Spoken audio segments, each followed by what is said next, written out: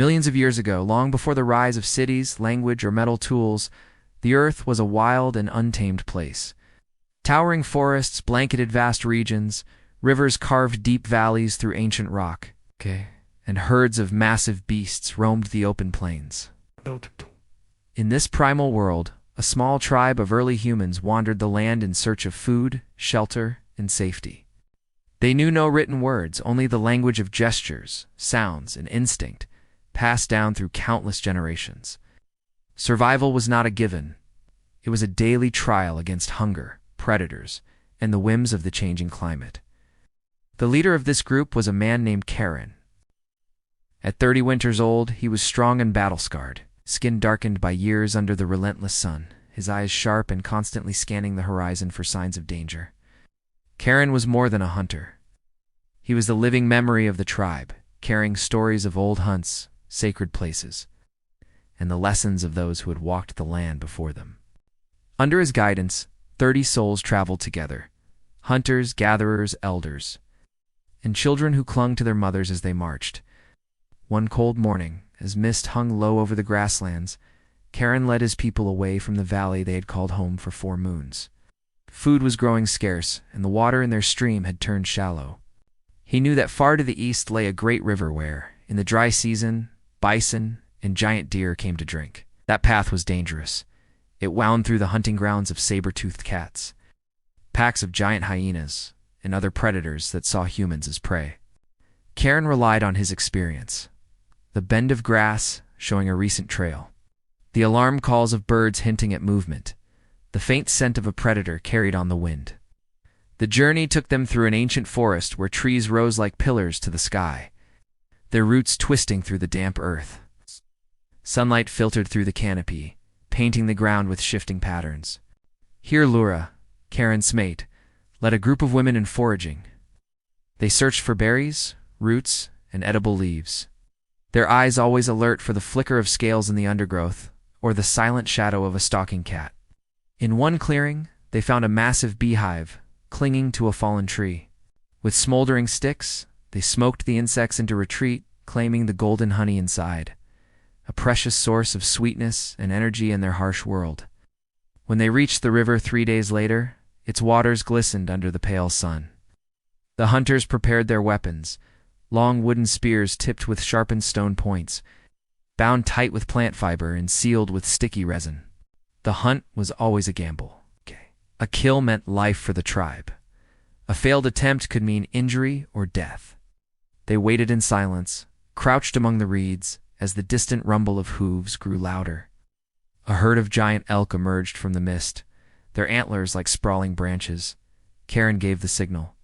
The hunters erupted from their hiding place, spears flying. Chaos erupted. The herd scattered, water splashing as animals charged in every direction. One spear struck deep into the flank of a young male. It stumbled, bellowing before falling into the shallows. That night, the tribe feasted around a roaring fire. The air was thick with the scent of roasting meat, smoke curling upward into the starry night. Children listened wide-eyed as Karen retold the hunt, his voice carrying pride but also respect for the life they had taken. In their world, every kill was sacred. The animal's spirit was honored, and no part of it wasted.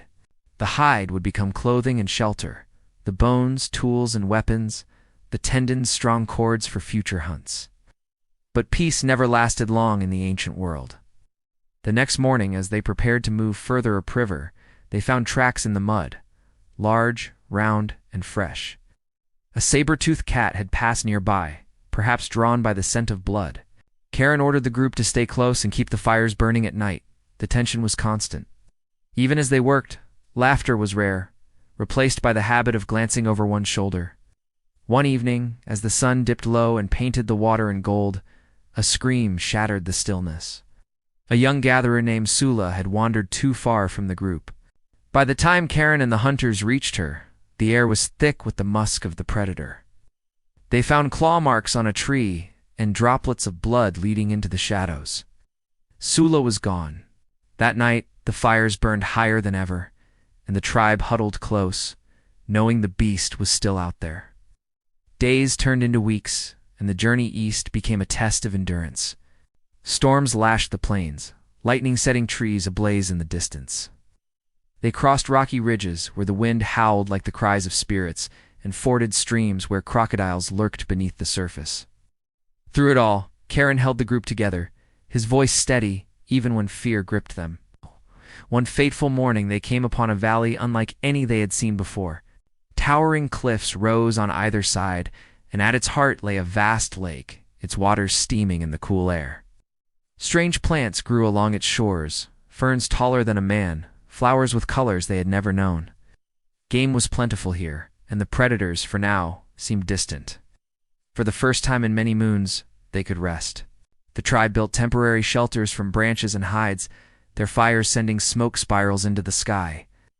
Children played by the water's edge, elders told stories, and the hunters repaired their weapons. But the land itself held dangers they could not see. Beneath the calm surface of the lake, something stirred. An ancient reptile, survivor of a time when monsters ruled the earth. On the third night, as the moon cast silver light over the camp, the creature struck, dragging a young hunter into the depths with a splash and a muffled cry. The panic spread like fire, and by dawn, the tribe knew they could not stay. They moved on once more, driven by the same force that had always guided their kind, the need to survive, to adapt, to keep moving. In the millennia to come, their descendants would spread across continents, learn to tame fire, shape tools, and speak in words. But for Karen's tribe, the world was still raw and unforgiving, a place where every step forward was a battle against the darkness.